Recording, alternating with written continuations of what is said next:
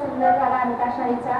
पहिल्यांदा अभय श्रीयुत अभय पुराणिक आणि श्रीयुत साने सरांचं आपण अक्षरशः त्यांनी खूप मेहनत घेतली आहे त्याच्यासाठी त्यांचं कौतुक करायला करूया.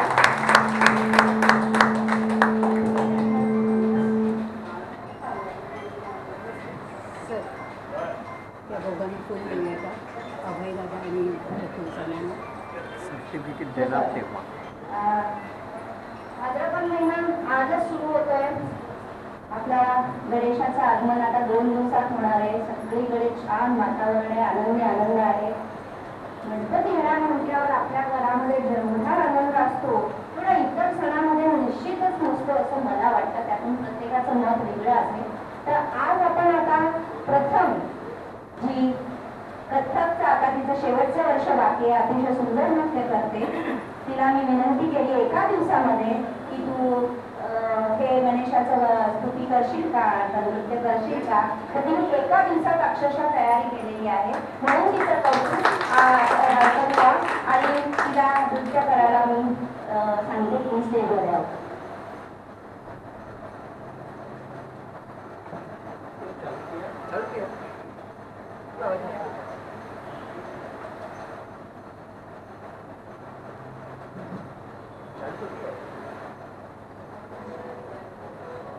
वापस करेगी वापस वापस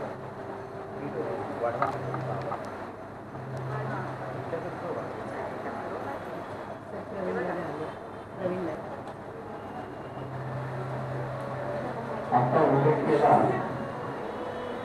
अर्चना शर्मा आपल्या ज्या विलासा परिवर्तन महिला संस्थाचा जो मोठा बालिकाश्रम आहे टिपुरायला तिकडची कन्या आहे. एक 5 वर्षापूर्वी मी आमचा एक वर्कशॉप घेतला होता की पुढे होऊन काय करणार. तर तिने मला सांगितलं होतं की मला डान्स करायचा आहे. लहान असेल पण डान्स हे करिअर नसतं. तो म्हणाले मी एज्युकेशन घेणार आहे पण मला डान्स थ्रू करिअर करायचं आहे. तिने विशारद केलेला आहे, BA झाली आहे आणि मास्टर्स करते. माइक के पास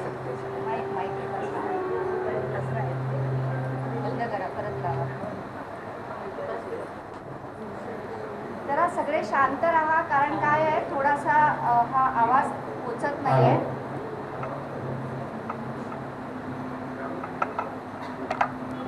हॅलो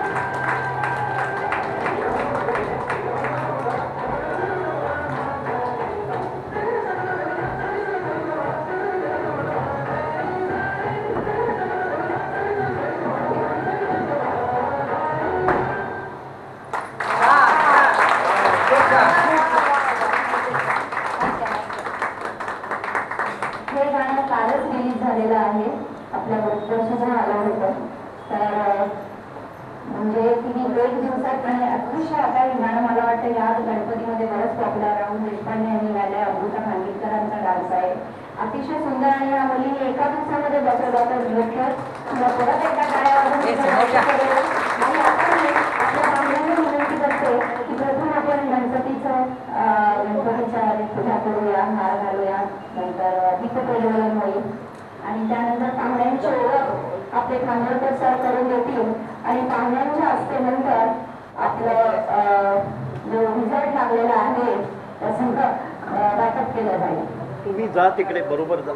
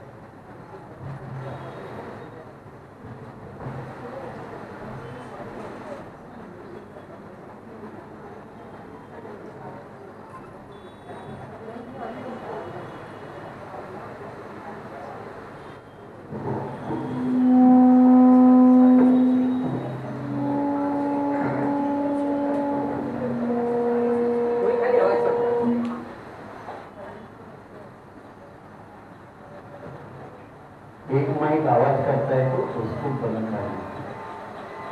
खरंच गणपती मंदिर ट्रस्ट डोंबिवली त्याचा उल्लेख जर डोंबिवली बाहेर कुठेही करायचा झाला तर सिद्धिविनायक ट्रस्ट मुंबई त्याच्यापेक्षाही मोठा गर्व होतो, छाती सोडून येते. गणपती मंदिर ट्रस्टने दिलेला हा रंगमंच आणि मागच्या वेळेला आपल्याकडे 3 ट्रस्टी होते एका वेळेला आपल्याच एका कार्यक्रमात. तेव्हा मी म्हटलं की आणखी हॉल बांधा, खूप जणांना ह्याची गरज आहे, देशाला परवडेल असा सगळ्यांना फिरून जाणारा हा जो हॉल आहे आणि हे जे गणपती देवस्थान आहे, खाली छान आरती चालू आहे. या गणपती मंदिर ट्रस्टचे ट्रस्टी श्री प्रवीण दुबे आपल्याबरोबर आहे. कालच त्यांना विनंती केली की दुबे साहेब अशी गोष्ट आहे, आम्ही गणपती मंदिर ट्रस्टच्या धर्तीवर अंताक्षरी स्पर्धा करतो. धर्तीवर म्हणण्याचं कारण एवढं, कारण इतरच्या अंताक्षरीसाठी आम्ही ऑनलाईन 5 दिवस आणि जवळ 3-3 तासाचं लोक सगळ्यांकडून होमवर्क करून घेतलं. एक दिवस नांदिवली रोडच्या कोपऱ्यावरच्या गार्डनमध्ये 3 तास 4ही ग्रुप शाळेच्या परीक्षेच्या अगोदर तयारी करतात. तसे झाडाखाली कोपऱ्यात एवढे मग्न बसले होते. आम्ही वडा चहाची पार्टी झोपली आणि मग खरं मग इच्छा नाही झाली आहे. मीनाताईच्याशी म्हणाले अंताक्षरी स्पर्धा ठेवूया. मी म्हटलं आपल्याकडे आहेत सगळे मात्र आपण करूया ते. आणि अभय पुराणे आणि दुसरे प्रफुल्ल साने हे कधी पुढे राहत नाही. त्यांनी ते मनावर घेतलं आणि बदल सिस्टीम सारखं केलं. तर ह्याच्यासाठी पण गणपती मंदिर ट्रस्टचे खूप आभार. मी प्रवीण वसंत भुले यांची थोडीशी ओळख करून देतो. खरं तर ओळख अगदी तरुणपणातून बघितलंय, म्हणजे कॉलेज कुमार किंवा त्या दरम्यान. आणि एकदम जेव्हा मला कळलं की हे सिनियर सिटीजन झाले, बरेचदा धक्का लागतो मला. एकदा मी मीनाताईंना म्हटलं होतं धक्का लागला मला. तर धक्का लागला म्हणजे तुम्ही खूप तरुण लहानच राहायला पाहिजे, कारण गणपतीसाठी तुम्हाला खूप मोठं कार्य करायचं. त्यांचं शिक्षण आहे मेकॅनिकल अँड इलेक्ट्रिकल इंजिनिअरिंग. व्यवसाय आहे इंजिनिअरिंग वर्कशॉप आहे त्यांचा प्रेस मेटल मधला, आणि बांधकामाचा व्यवसाय आहे. मिसेसचं नाव आहे रेखा ताई कुठे. 2 मुलगे अनुराग आणि अपूर्व. अनुराग बिल्डर आहे आणि इंटिरियर डेकोरेटर आहे, आणि अपूर्व बोस्टन येथे कार्यरत आहे अमेरिकेमध्ये. आणि 8 वर्ष पहिले नोकरी केली आणि त्यानंतर 35 वर्ष इंजिनिअरिंग व्यवसायात आहेत. पैकी 3 वर्ष किंवा अधिक 3 वर्ष बांधकाम व्यवसायात आहेत. मी पुढचा पावलाचा वाचून पण छंद निवडायचे क्रिकेट खेळणं, आणि तो तुम्हाला बरेच वर्ष जोपासता तशा रीतीने आला नाही तर तुम्ही अजूनही जोपासता.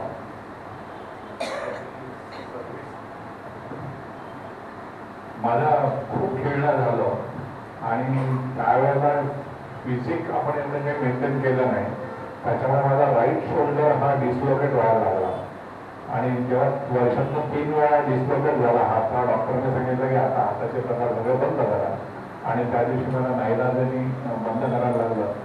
पण मला एका गोष्टीचा खूप आनंद आहे की रवी शास्त्री ज्या दिवशी पहिली मॅच खेळला त्या दिवशी त्याच्या 2 दिवस अगोदरपर्यंत मी आणि रवी शास्त्री, पद्माकर शिवरकर ही सगळी मंडळी आम्ही एकत्र एका क्लबमधून खेळत होतो. याचा मला खूप आवडला. मला ओळख करून देताना प्रमुख पाहुण्यांना त्रास द्यायचा नसतो, पण हे कुठेच कळलं नसतं आपल्याला. दत्तनगर उत्कर्ष मंडळ डोंबिवली 43 वर्ष कार्यरत आहे. म्हणजे 18व्या वर्षापासून झालं.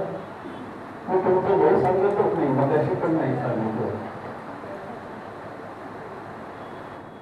याचा मी उल्लेख नंतर करतो. भारत विकास परिषद डोंबिवली या सगळ्या मोठ्या ऍक्टिव्हिटीज आहेत. कारण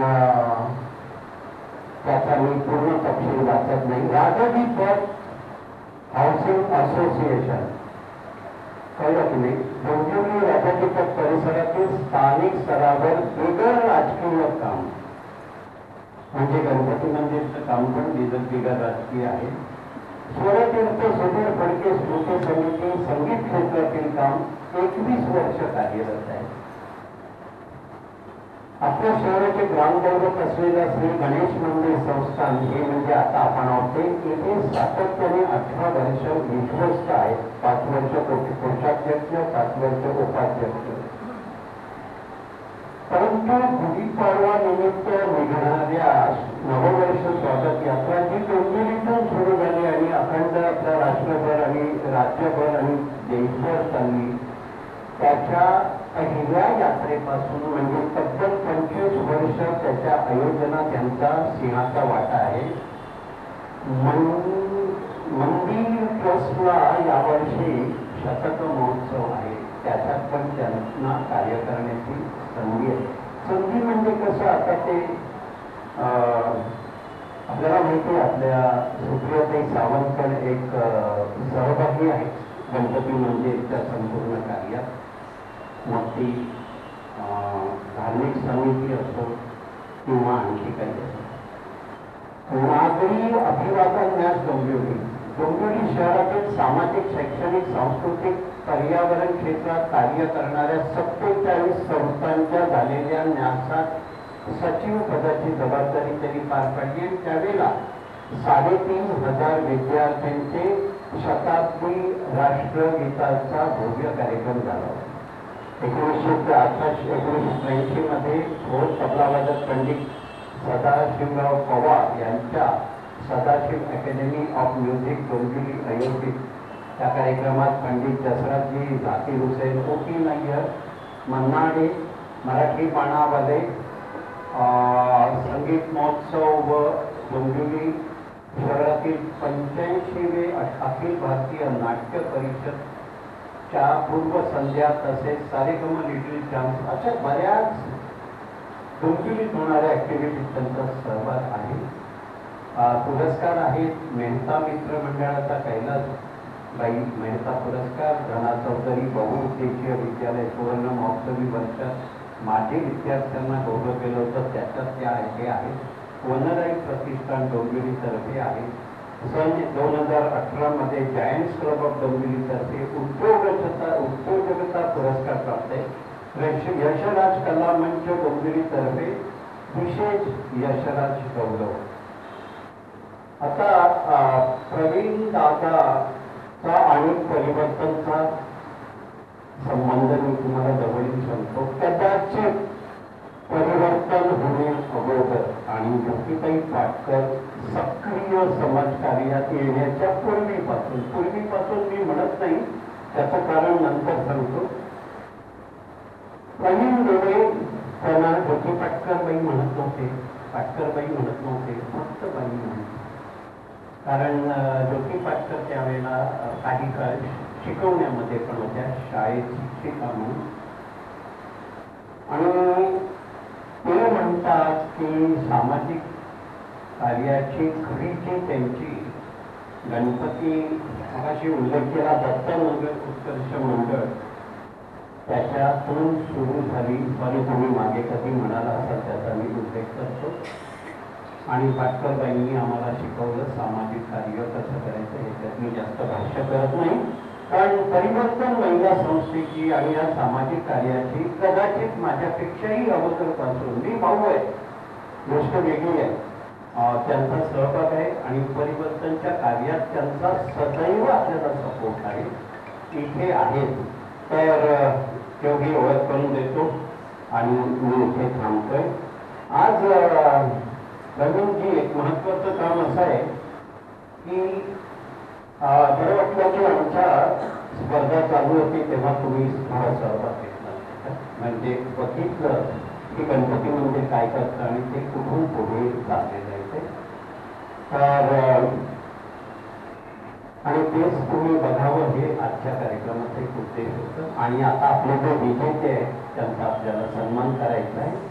तर मी आपले प्रकल्प प्रमुख मीनाताई सोनवणे यांना विनंती करतो की त्यांना पुष्पगुच्छ देऊन त्यांचा सत्कार.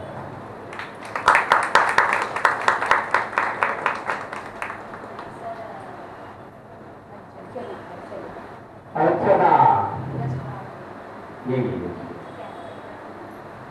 अर्चना ही आपली गुणी मुलगी आहे.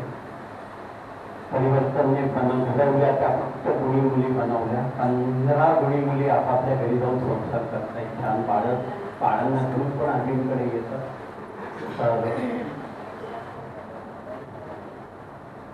नंतर आता मी अर्चना एक मिनिट.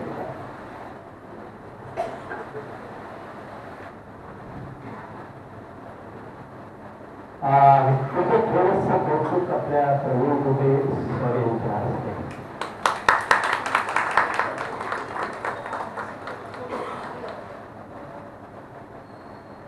तर आपण आपला कार्यक्रम पुढचा पण बघत आहे. आपण आधी गोष्टी समाविष्ट करते आणि मग आपण प्रवीण भोजेंना विनंती करू आमच्यासाठी एक बातमी करू. तर कोण येत आहे पुढे? अभय तुम्ही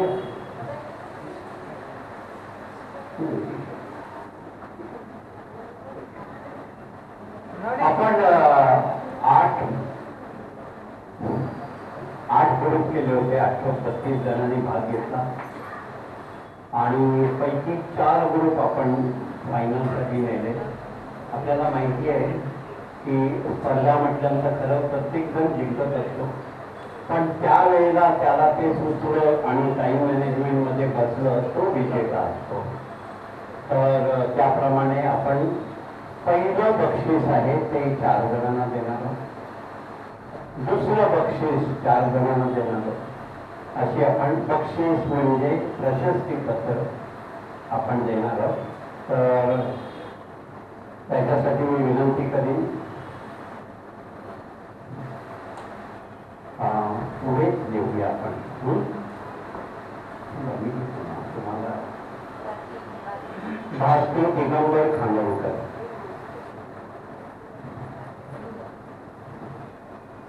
त्यानंतर तयार राहा नितीन ठाकर. तिकडून घे ती बिचारी पडली आहे.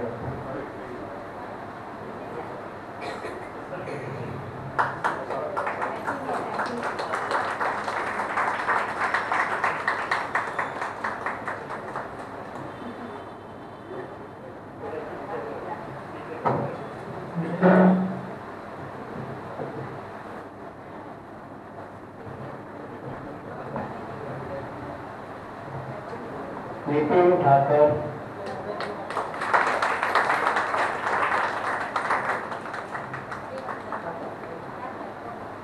सुरेखा तोष्णीवाल. बक्षीस घ्यायला वेळ नव्हता त्यांना, सर्व्हिस हॉलला कळालं. माधवी ताई देसावी, म्हणजे याला आपण वाईल्ड कार्ड एंट्री म्हणतो.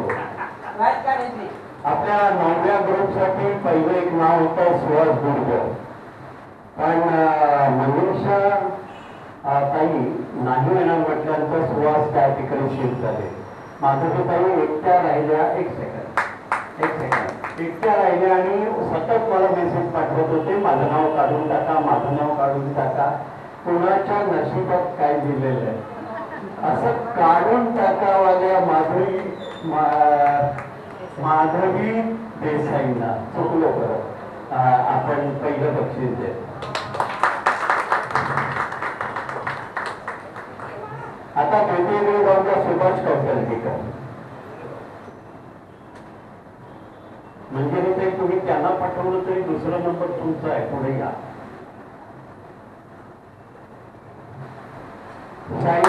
सुभाषराव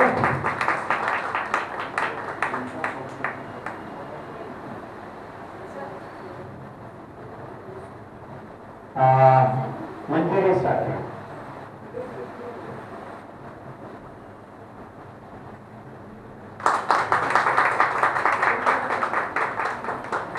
सतीश साठे, मंजिरी साठे, सतीश साठे, श्यामराव आणि शैलाचे. काय हो, एकाच ग्रुप मध्ये नाही राहिलं तर जमत नाही काय?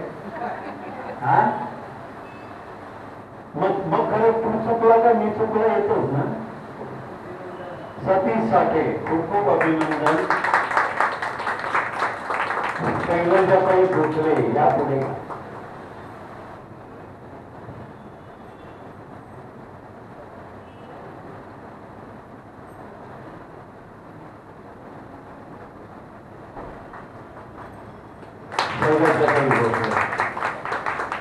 आता या कार्यक्रमाच्या आयोजनामध्ये आपल्या बरोबर दोघे जण आहेत. दोघांनी इकडे या, प्रफुल्ल साने आणि अभय पुराणी. या दोघांनी ना खूप बैठका केल्या. परवा एक दिवस बसून हे सगळे बजेट चालतायत की नाही बघितलं, ती बजेटची सगळी अरेंजमेंट केली. हा त्याच्यानंतर आपले साने साहेब आहेत, तर ते ज्ञानी आहेत, जास्त पर्टिक्युलर आहेत, पण जेव्हा त्यांना आम्ही सांगतो थोडं भेद सोडा, तेव्हा ते रील सोडतात. हा त्यांचा ज्येष्ठत्वात असलेला मोठेपण आहे. तर प्रथम स्थानी आयोजन आणि परीक्षण.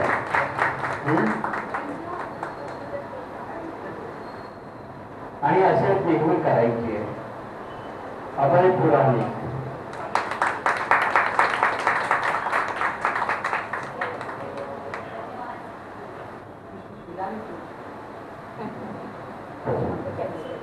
तुम्ही आहात त्यामुळे सोपं झालं. कारण अंताक्षरी मॅनेज करणं बस की बात नाहीये. आज नाहीये, अगोदरही नव्हती. आणि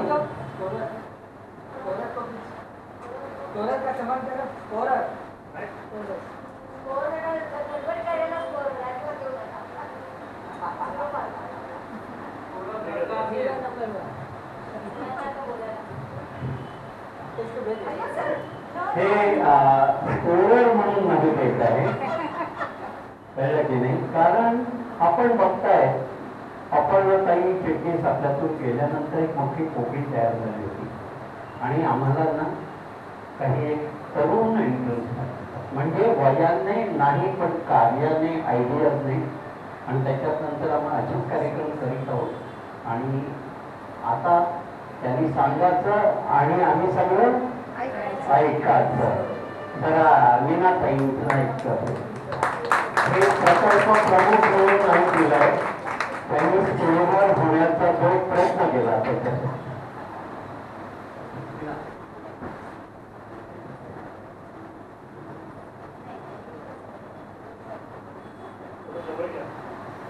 आता आपण विनंती करूया प्रवीण दुधे यांना की त्यांनी एक दोन शब्द, तुम्हाला ह्याची गरज नाही.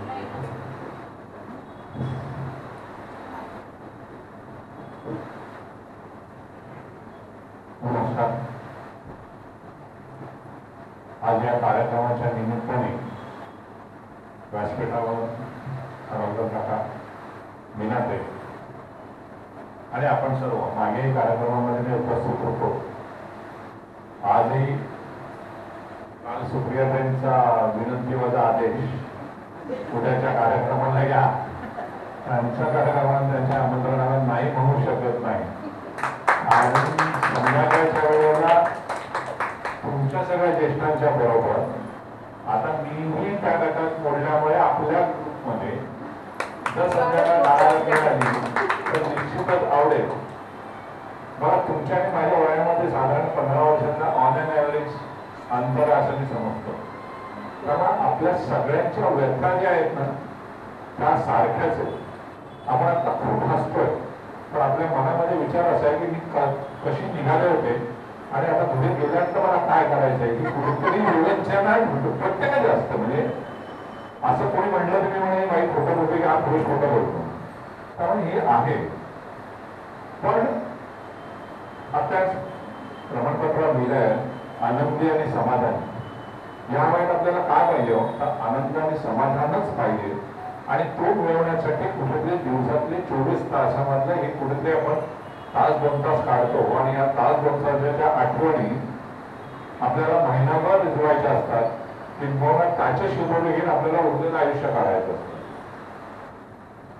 आपल्या आयुष्यामध्ये जर तुम्ही बघितलं तर माझ्यापेक्षा जास्त कष्ट तुम्ही लोकांनी काढले. पण मी जे पुढचे 5-7 मिनिटं किंवा 2-3 मिनिटं बोलणार आहे ते मी जे काय अनुभव आहे ते निश्चितच त्याच्यापेक्षा जास्त हाड अपेक्षा तुम्ही वापरत आहे. त्यामुळे मला असं वाटतं की आपली जी पिढी आहे शून्यातनं विश्व निर्माण करण्याची तयारी आपल्या सर्व मंडळांची होती. कोणी भाड्याच्या घरात होतं, कोणी पारडीच्या घरात होतं, कोणी डिपोजिटच्या घरामध्ये होतं, कोणी 1 रूम मध्ये होता आणि आपण 3 रूम मध्ये गेलो. ज्यावेळेला 1970 साली डोंबिवलीमध्ये मालकी तत्वावरची सिस्टीम आली त्यावेळेला चाळीतलं वैभव आपण सेल्फ कंटेन करून टाकलं आणि तिथे आपल्या विचाराला वेगळं वळण मिळालं आणि आपली आचारसरणी बदलत गेली. मला आठवतं की जेव्हा त्या चाळीला 2 दरवाजे होते, घरांना 2 दरवाजे होते, सगळ्यात महत्वाचा विषय असा झाला की ब्लॉकपर्यंत आमचा दुसरा दरवाजाच गेला. त्यामुळे आमचे कुठेतरी ते विचार विचारायचं आपल्याला शाळेत एक श्रेय होतं की घराला समोरासमोर खिडक्या का असाव्यात, त्यामुळे वारा यायचं जायचं. तसंच आपल्या आयुष्यामध्ये विचार येत असायचे, जात असायचे. पण जेव्हा ब्लॉक आला तेव्हा सगळेच विचार आपले सेल्फ कंटेन झाले आणि आपण आपले विचार करत असतो. आपण शेजारच्याशी इंटरॅक्शन बंद केली आणि तिथून पुढे आपल्या मनाची अधोगती सुरू झाली असं मला वाटतं. पण प्रत्यक्षामध्ये आपल्याला खूप अम्युनिटी झाल्या. आपल्याला टीव्ही आला, त्याच्यानंतर इंटरनेट आलं, मग राजीव गांधींच्या राज्यामध्ये कॉम्प्युटर आला. 20 वर्षापूर्वी आपण कॉम्प्युटरला विचारही केला नव्हता की अशा पद्धतीने पुढच्या 20 वर्षामध्ये आपण एवढी क्रांती करू. आणि आज आपण एवढं व्यसनी झालेलो आहोत की सकाळी उठल्या उठल्या पहिला मोबाईलवर फोन येतं आणि रात्री गुड नाईट कोणाला करतो इथपर्यंत आपण टेक्नो सेवी झालेलो आहोत. म्हणजेच काय की आम्ही खूप शून्यातलं विश्व निर्माण केलं. रेशनच्या लाईन लावल्यापासून तेरे देसाईंच्या सोसायटीमध्ये दिवाळीला काढल्याला लाईन लावेपर्यंत, रॉकेलचा ड्रम आल्यानंतर कॅन घेऊन दौडीला कॅन घेऊन नंबरला आणण्यापर्यंतचे सगळे आपण पिढीतले मंडळी आहोत. आज आपल्या पिढीमध्ये आपली कुठलाही मुलगा, सून, मुलगी तुला दळण आणायला सांगणार तर तिला बिग शॉपर लागते, प्लास्टिकची पिशवी चालत नाही, किंवा पण दळण आणायला डेअरिंगच करत आहे. आपण म्हणतो रेडी आता ही वस्तुस्थिती आहे. तर हे सगळं आपण अनुभवलेलं आहे.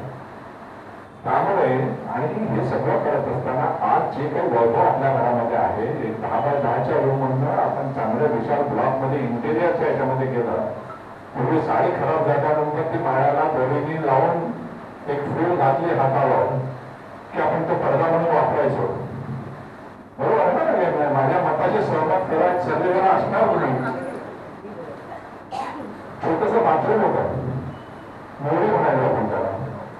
काचचं पार्टिशन होतं, ते त्याला पाण्याचं पिंप आणि घरातला माठ हे पार्टिशन होतं.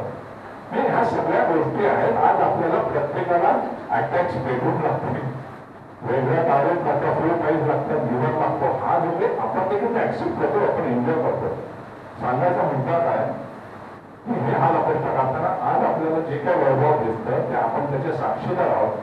आणि किंबहुना ही एक शेवटची पिढी आहे की ह्या सगळ्या स्थित्यंतराची ही त्याला साक्षीदार आहे.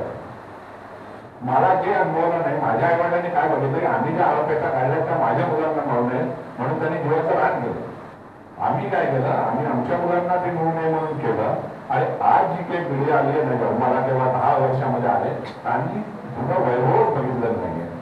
त्यांनी फक्त तांत्रिक सगळं बघितलेलं आहे आणि मेकॅनिकल गोष्टी बघितलेल्या आहेत. इमोशन हा नावाचा प्रकार दिवसेंदिवस लुप्त होत चालला आहे. आणि मग आपली जी काही मारामारी होती ती भावनांची आणि व्यावहारिक जीवनाची अशी मारामारी होते. आणि सगळ्यात जास्त विषय असा होतो की जेव्हा आपण ह्या सगळ्या गोष्टी अनुभवलेल्या असतात त्याची किंमत कॉस्ट वाईज नाही म्हणायचं तर त्याचं मूल्य ते कुठेही आपण माफ उलगू शकत नाही. एखाद्या वेळेला आपल्याकडे अचानक पाहुणे आले तर पूर्वी बाहेरच्या दरवाज्याने जाऊन शेजारची लग्न वाटीवर साखर किंवा अर्धी वाटी दूध आणायला कमीपणा वाटत नव्हता. पण आज आम्हाला काही सांगायचं झालं तर तुला आता फोन करू का, शेजारच्या घरात देखील तू आहेस का म्हणून व्हॉट्सअप करतो आणि तिने जर ऑनलाईन दिसलं तर आपण तिची बेल वाजवतो. हा कृत्रिमपणा देखील आपल्यामध्ये डेव्हलप करा, हा आपल्याचा झालेला परिणाम आहे. मग हे सगळं करत असताना जर आपली मुलं किंवा आपली नातवंड एक वेगळ्या पद्धतीने वागली तर त्याचा आपण त्रास करून घेता कामा नये अशा मताला आपण यायला पाहिजे. आणि त्या दृष्टिकोनातून आपली मानसिकता आपण करायला पाहिजे असं माझं प्रत्यक्ष मत आहे. कदाचित तुम्ही याला डिफर असू शकता. कारण काय कॉम्पिटिशन एवढी वाढलेली आहे आणि ती कॉम्पिटिशन वाढलेली असताना त्यांच्या रिक्वायरमेंट वाढत असताना त्यांना त्या पूर्ण करण्यासाठी त्यांची प्रायोरिटी काय आहे तर नोकरी आहे. आज नोकरी देखील गलेरच पगार असतात. पण पूर्वी आपण म्हणायचो की हा मुलगा इथे चिकटला नाही तो 25 वर्षाचा घड्याळ घेऊनच रिटायर व्हायचा.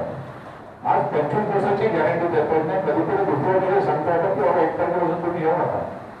असे अनेक उदाहरणं आपण बघतो. त्यामुळे कदाचित ह्या सगळ्या याच्यामुळे आपले मुलं किंवा सुना म्हणा किंवा लेखी जावई म्हणा हे सगळे आपल्यापासून थोडेसे दूर होत चालले.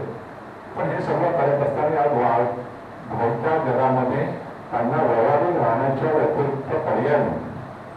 पण एक कुठेतरी असाही विचार आपण सातत्याने करायला पाहिजे की हे आपण हा अपेक्षा केले, संस्कार आपण त्यांच्यावर घडवले आणि त्या संस्कार घडवल्यामुळे आज ते सुसंस्कृत झाले, सुशिक्षित झाले.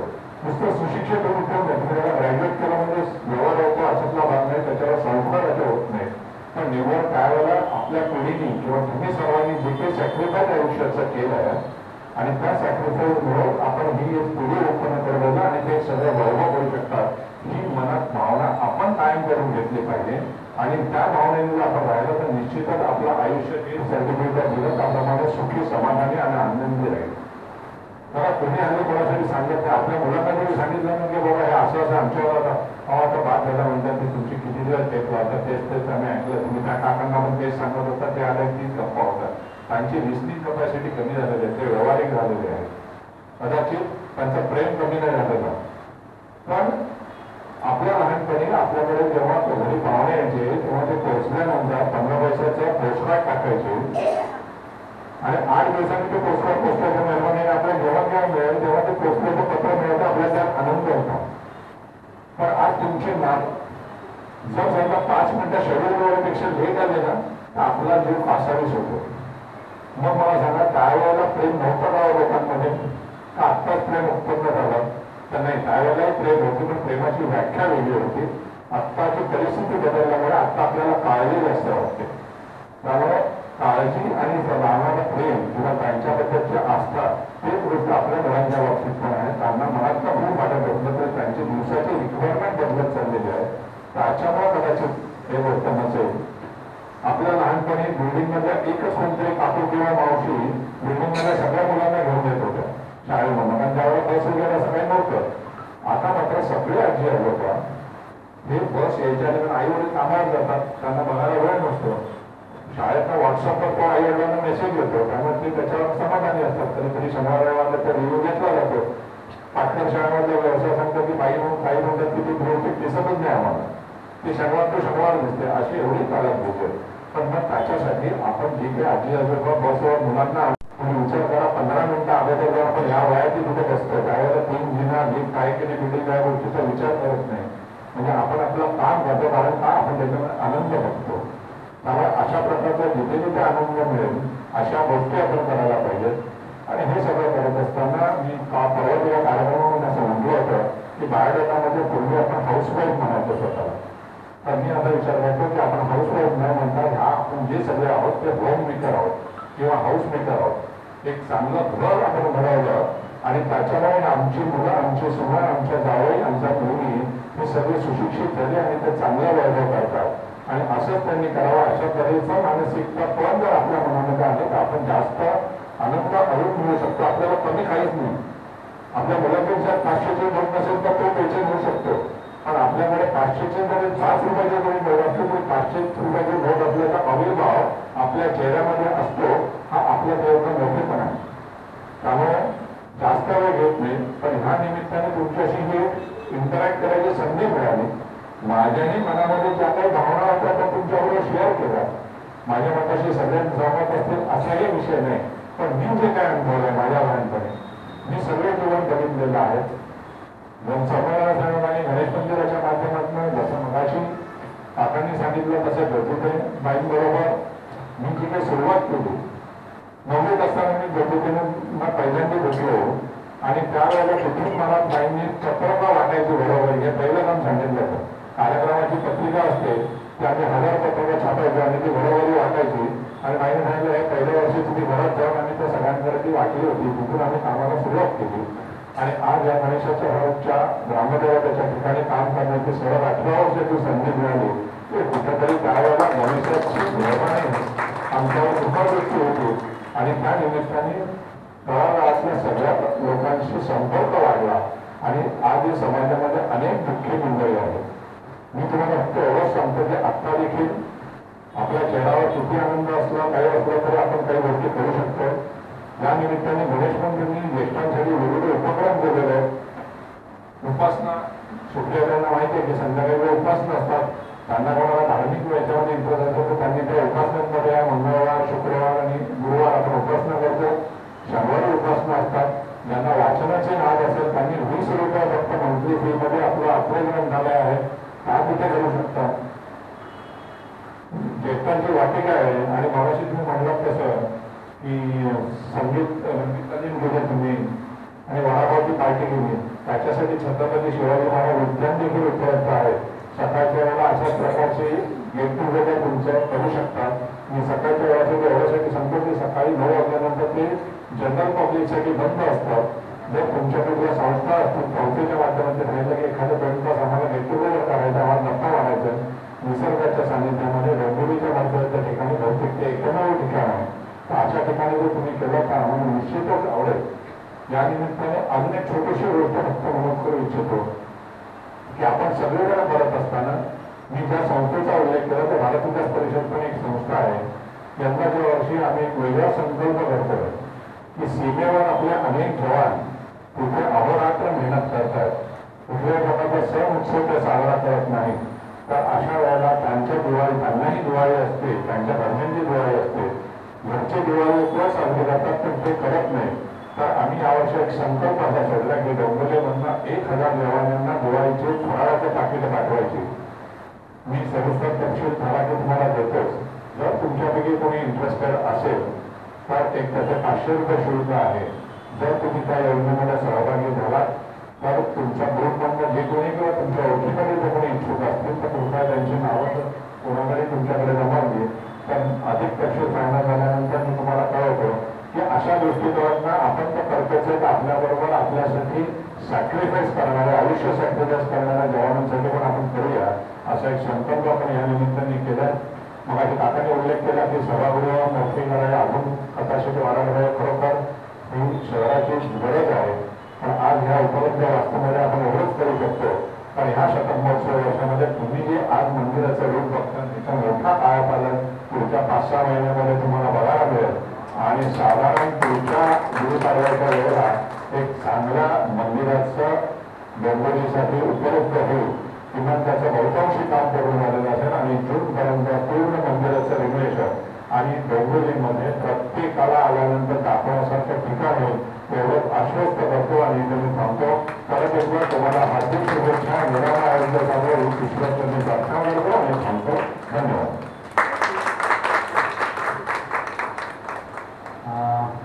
आभार मानावे तेवढे कमी असतात. पण आज तुम्ही 2 गोष्टी ज्या सांगितल्या की बगीचा आणि पावसानंतर आठवड्याचे एखाद दुसऱ्या दिवसासाठी आम्ही रिक्वेस्ट करू 9 ते 11 वगैरे आणि सगळ्यांचं मत घेऊन सकाळच्या वेळेला पूर्वी आपला जो दिलासा विरंगुळा केंद्र सकाळी चालायचा लक्षात घ्या.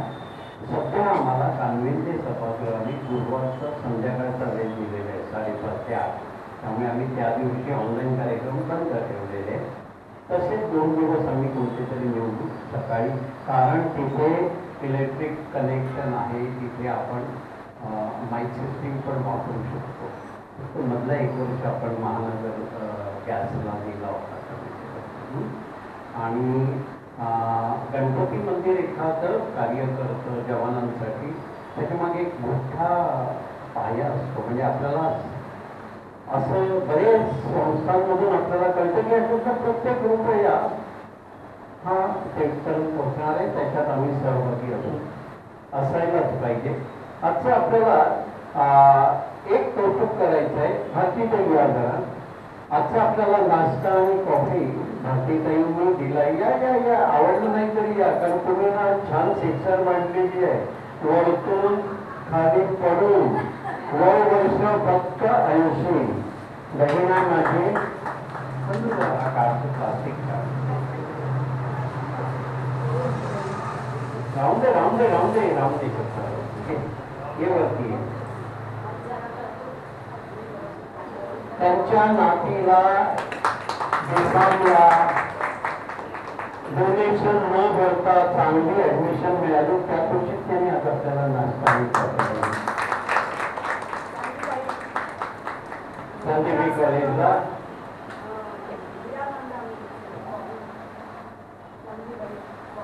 पण डोनेशन न भरता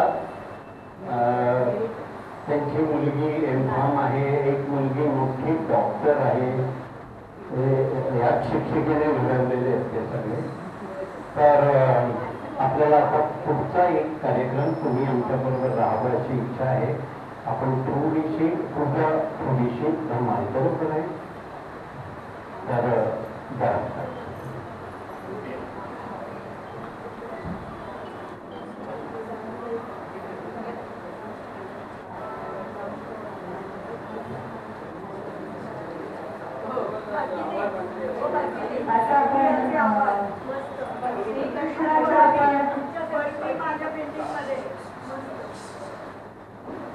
आपण श्रीकृष्णाच्या गोपाळकाला आणि दंग्यांची आपण साजरी करणार होतो आणि ती करणार आहोत आपण. आणि आता जरा पटापटा करूया, कळतंय वेळ जरा जास्त झालेला. पण काही जणांना ज्यांना गाणी म्हणायची त्यांनी कृपा करून पहिल्या याच्यावर येऊन बसा, म्हणजे मला बोलवायला नको. 5 जणांनी गाणी सांगितलेली आहे. सतीश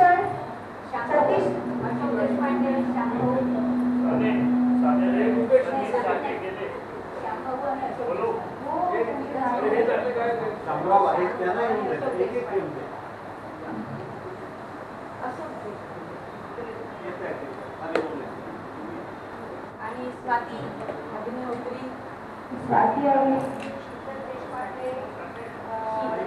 शीतल,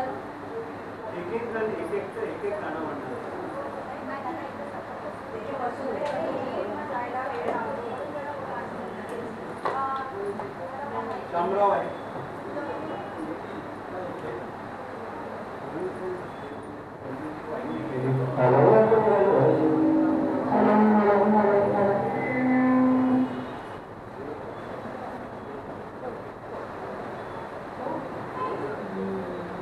चला, श्रीकृष्ण म्हणजे अष्टांग दैवत.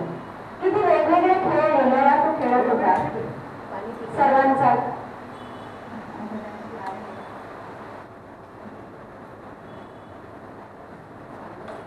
सर्वांचा लाडका, सर्वांच्या मदतीला धावून जाणारा, मातेपासून प्रेयसीपर्यंत सर्वांच्या हृदयाच्या कोपीत राहणारा, मैत्रीसाठी तितकाच बेकार असणारा, शिक्षक म्हणून उत्तम प्रशिक्षण देणारा हाच शिक्षक, विद्यार्थीचा सारथी पण होणारा, रणांगणावर डावपेच खेळणारा, दुष्टांचा नायनाट करणारा, इतके सारे गुण असूनही मार्गवता, नम्रता, लीनता कशी असावी याचं उत्तम उदाहरण असणारा म्हणजे श्रीकृष्ण आपला कान्हा.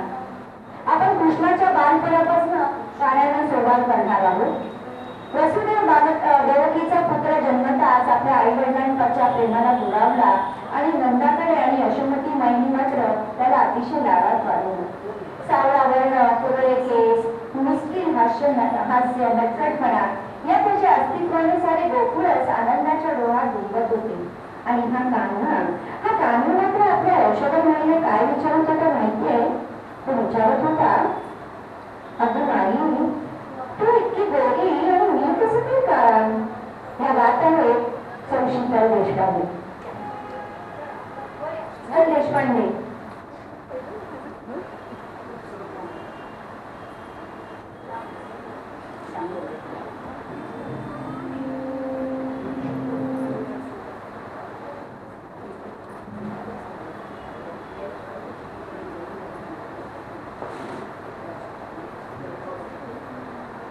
यशोमती मैया से राधा क्यों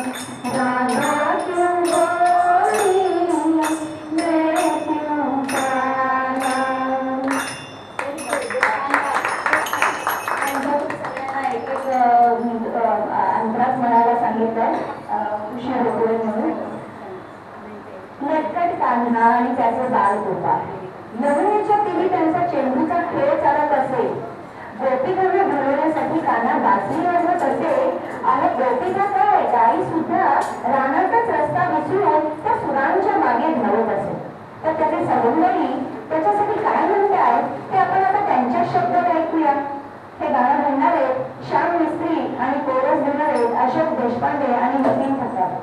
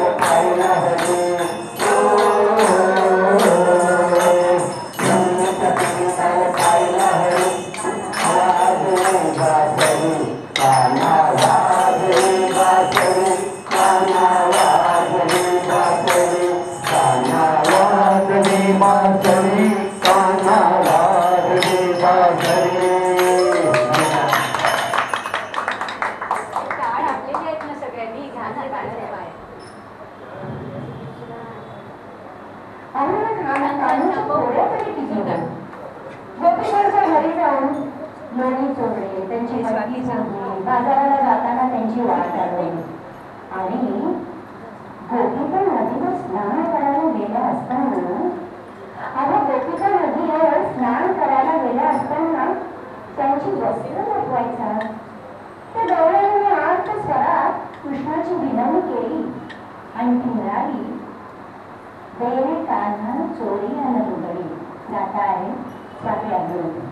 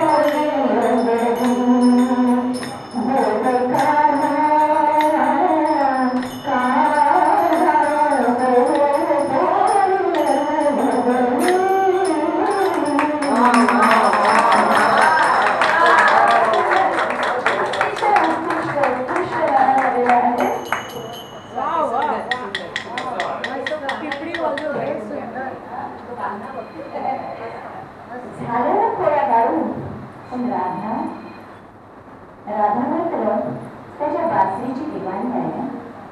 भक्ती त्याच्या बासरीवरच आहे. ती बावरी राधा वेडी होती ती त्याच्या बासरीसाठी. अर्थातच ती राधा बावरी काय म्हणते होते ते गाणार आहे अशोक देशपांडे.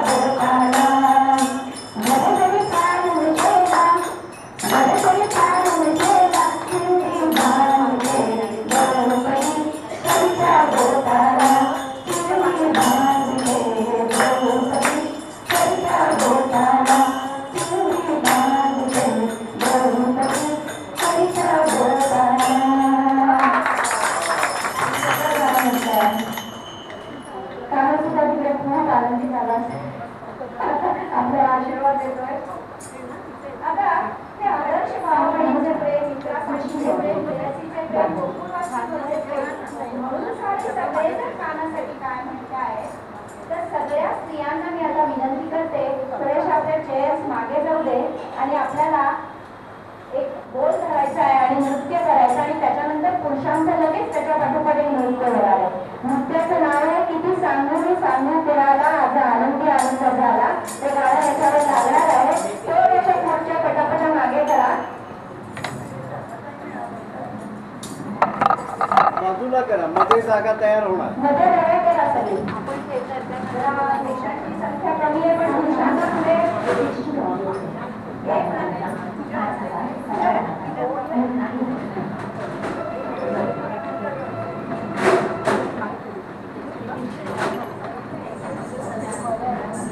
अरे चिपळी पण आहे आपल्या.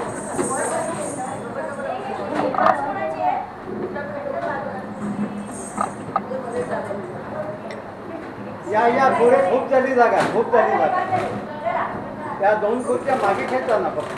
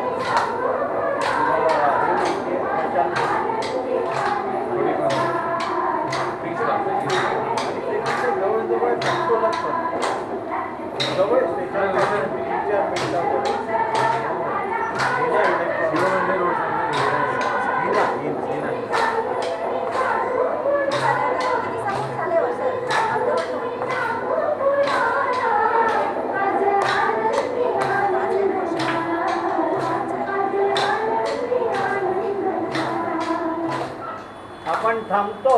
आपण इथे थांबतो. आपण इथे थांबतो. थोड्यानं जागा द्या सगळ्यांनी. नाही, नाही, नाही.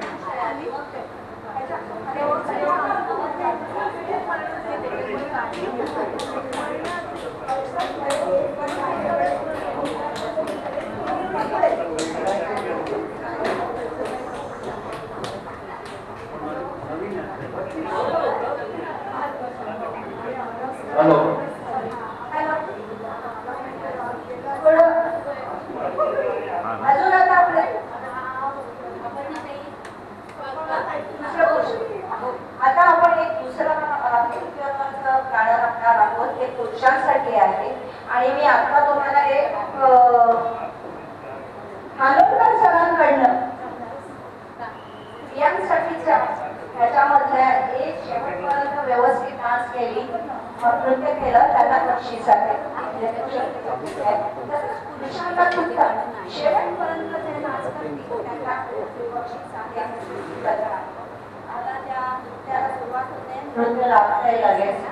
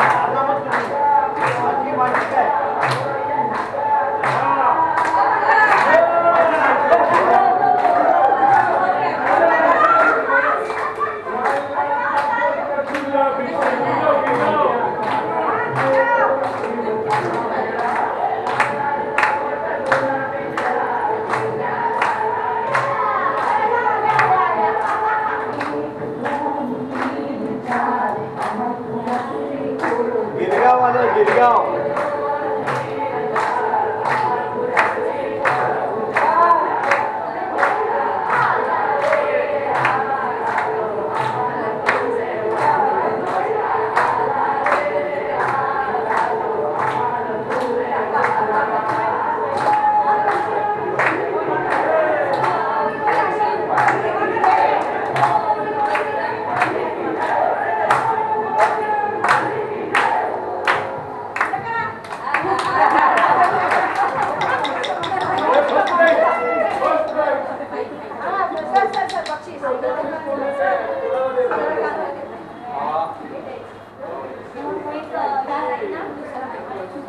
हॅलो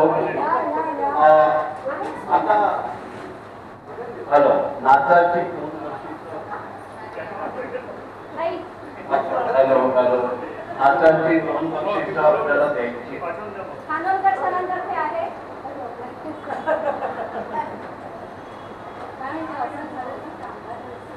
अरे हे गिरगावचं पाणी आहे आणि सगळं गिरगावचं पाणी उतरलं होतं. काय आजवर करा उतरले होते.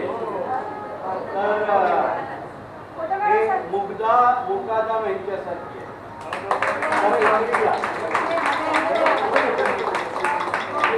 आता त्या नाचाचं कौतुक करण्याचं मुकाताई मुकादम गिरगावचं पण बाकी गिरगावचं पाणी कमी नाचलं. मला शैलाताई येऊन कानात म्हणतात झालं सोबतीला आणि पुरुषांचं बक्षीस म्हणजे पुरुषांच्या गाण्यात चांगलं काय ते नाचले आणि नंतर पण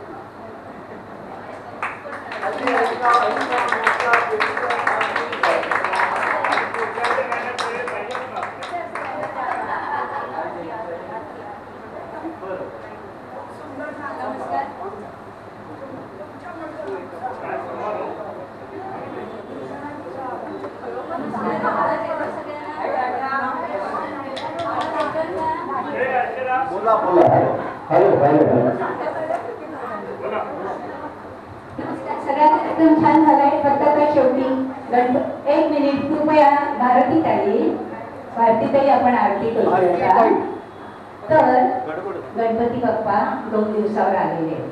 गोकुळाष्टमी झाली तरी झाल्यावर आपण करतोय आणि आता गणपती बाप्पा येणार तर त्यांच्यासाठी आपण आरती करूया.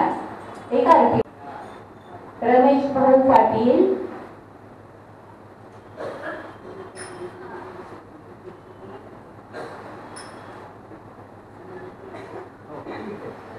अनिताताई जोशी, लता मंगेशकर जिंदाबाद.